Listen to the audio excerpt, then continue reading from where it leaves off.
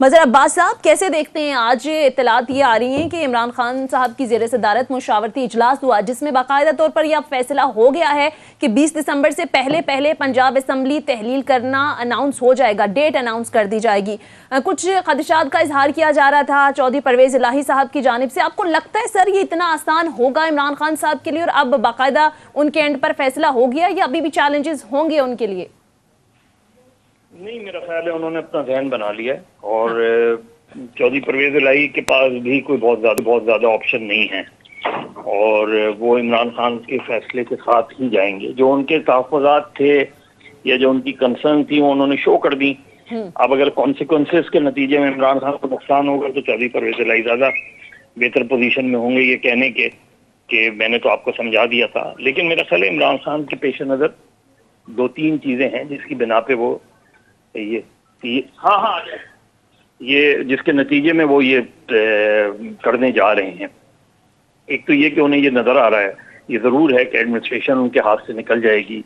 Election लगता यही है कि इलेक्शन कमीशन खुद इसको इंटरम गवर्नमेंट बनाएगा, क्योंकि जाहिर है नून लीग या पीडीएम की जो रिप्रेजेंटेशन है पंजाब असेंबली में, उनके दरमियान तो इत्तेफाक राय नहीं होगा इंटरम चीफ मिनिस्टर के।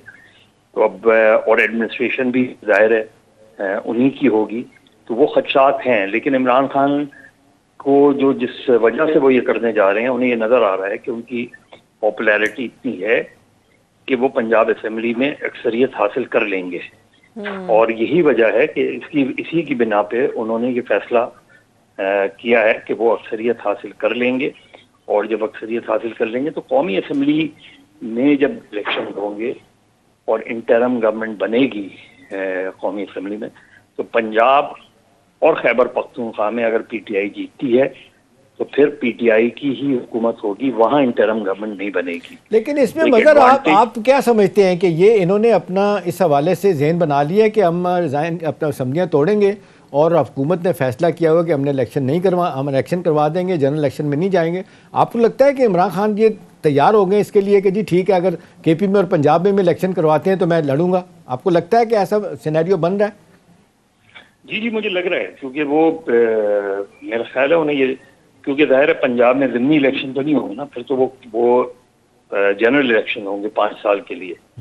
और वो जो जनरल इलेक्शन होंगे उसके नतीजे में जब भी कौमी असम्बली के आगे जाके इलेक्शन होंगे तो पंजाब में अगर पीटीआई जीतती है तो पीटीआई की हुकूमत होगी, वो डिसॉल्व नहीं होगी जब जनरल इलेक्शंस कौमी असम्बली के होंगे।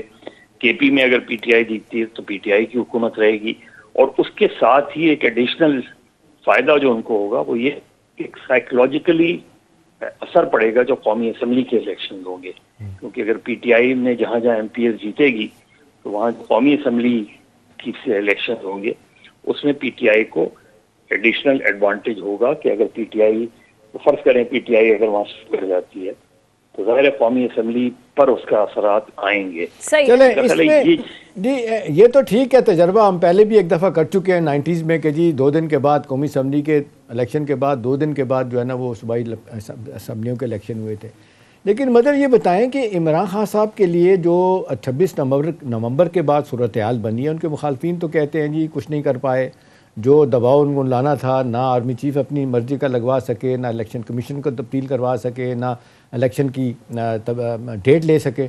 तो मेरा सवाल आपसे कि आपको लगता है कि सियासी तौर पे ये जो जुआ खेलने जा रहे हैं, कुछ लोगों का ख्याल है, तुर्क का पत्ता है कि ये जो असम्बलियाँ तोड़ने जा रहे हैं, उनको चाहिए जो मशवरा कुछ लोग कह रहे हैं कि वापस जाएं पार्लियामेंट में, वो तो नहीं जाएंगे। आपको लगता है कि इससे उनके लिए विन विन सिचुएशन होगी और ये पीडीएम पे ही दबाव आएगा अल्टीमेटली? फिर देखिए जब, क्योंकि वो सही है कि लॉन्ग मार्च और 6-8 महीने में इमरान खान ने सियासी तौर पे बहुत सी गलतियां की और उसकी सबसे बड़ी गलती ये थी कि 25 मई के लॉन्ग मार्च जब उन्होंने कॉल दी थी उस वक्त ऑलमोस्ट जनरल इलेक्शन के लिए कंसेंसस बन गया था, लेकिन उनकी कॉल की वजह से वो फिर रुक गया, मामला रुक गया। और उसके बाद भी वो, क्योंकि उन्होंने बहुत सी ऐसी डिमांड्स की जो उन्हें भी पता था कि शायद एक्सेप्ट नहीं होंगी, उसका नुकसान ज़रूर हुआ उन्हें। लेकिन जो उनको जिस चीज़ का फ़ायदा नज़र आता है वो ये कि वो उनका जो इलेक्टोरेट है वो जुड़ा रहा, जो वो अभी तक जुड़ा हुआ नज़र आता है उनके साथ। और वो समझते हैं कि ऑलरेडी वो कैंपेन के अंदर वो दूसरी जमातों से बहुत आगे हैं, जो कि दुरुस्त भी है। ठीक है। तो ये जो उनको एडवांटेज है उस एडवांटेज को वो कैश करना चाहते हैं इन जल्दी इलेक्शन करा के। ठीक है। अच्छा मजहर अब्बास साहब, ये गुज़िश्ता दिनों जो आर्मी चीफ के हवाले से इमरान खान साहब की स्टेटमेंट सामने आई कि जनरल आसिम मुनीर साहब के हवाले से कि वो अमर बिल मारूफ पर चलें, फिर उनका ये कहना कि हम उनसे उम्मीद लगाए बैठें।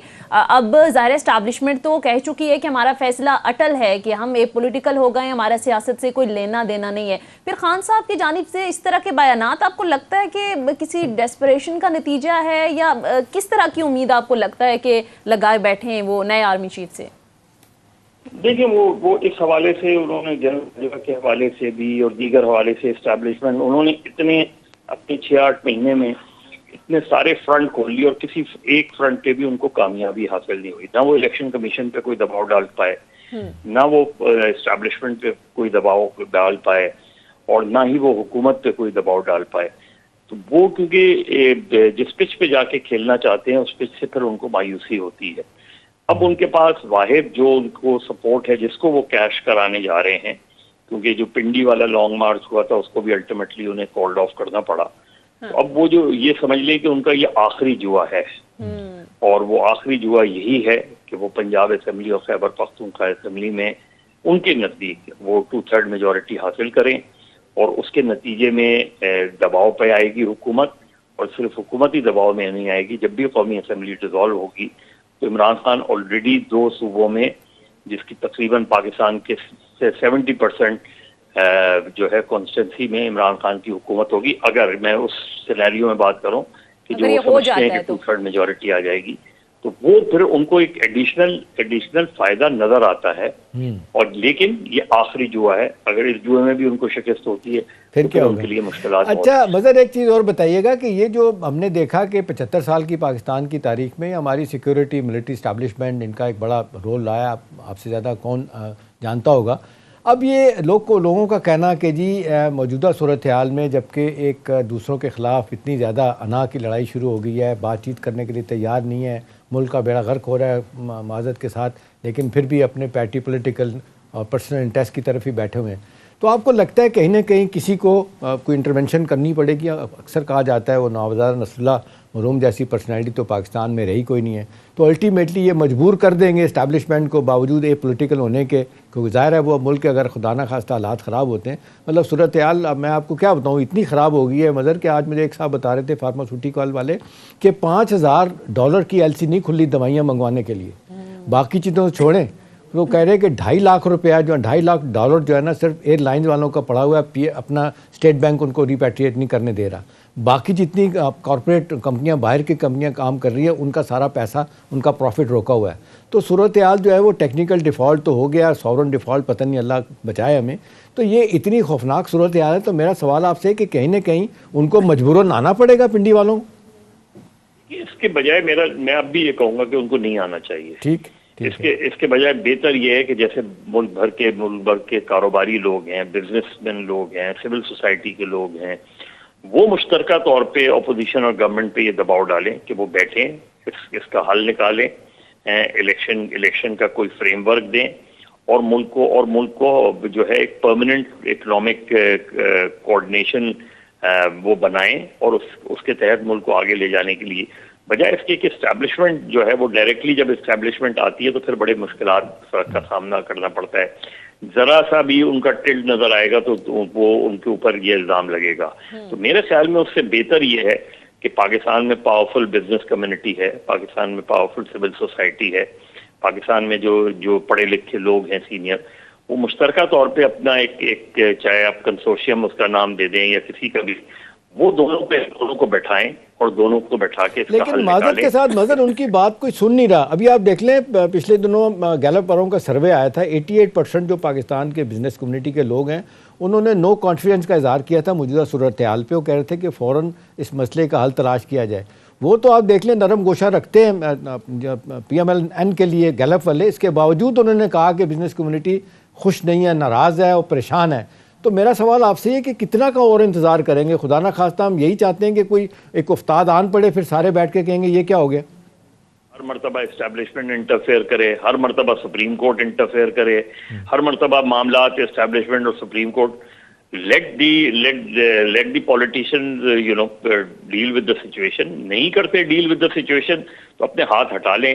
लेकिन जब भी आप एक मर्तबा आप मुदाखलत करते हैं तो भी हमारा रिकॉर्ड ये रहा है, ट्रैक रिकॉर्ड ये रहा है कि फिर वो वापस नहीं जाते।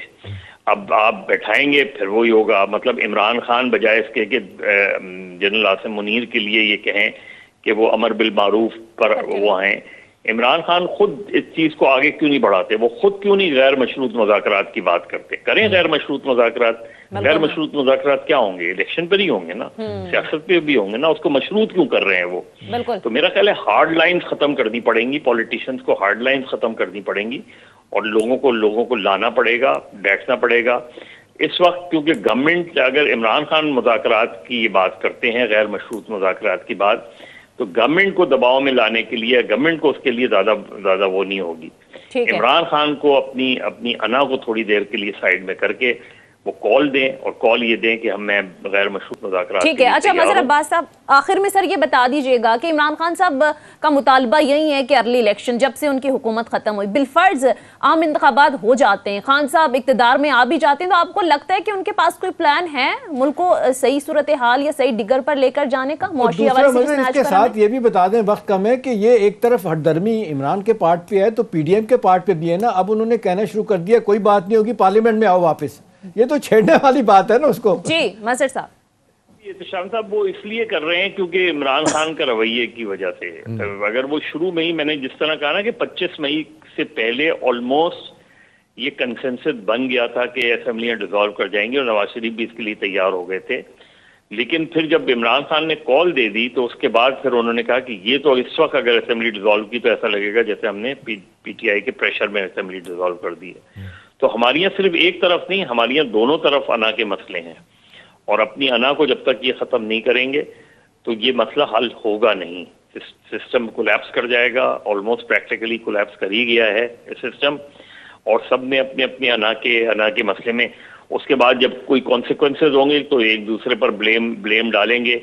लेकिन बेसिकली अगर कोई इसका फॉल आउट डिजास्टर होता है तो उसके जिम्मेदार दोनों होंगे, कोई एक फरीक उसका जिम्मेदार नहीं होगा, दोनों ही उसके जिम्मेदार होंगे।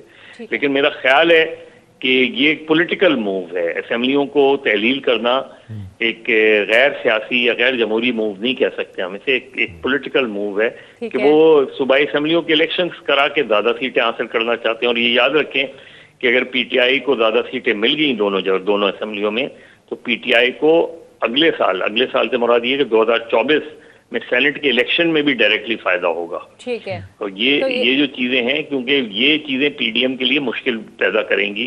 अब तक वो ये समझ रहे हैं कि शायद इमरान खान असेंबली डिसॉल्व नहीं करेंगे, लेकिन मेरी इत्तला ये है कि वो डिसॉल्व करने जा रहे हैं। बहरहाल बहुत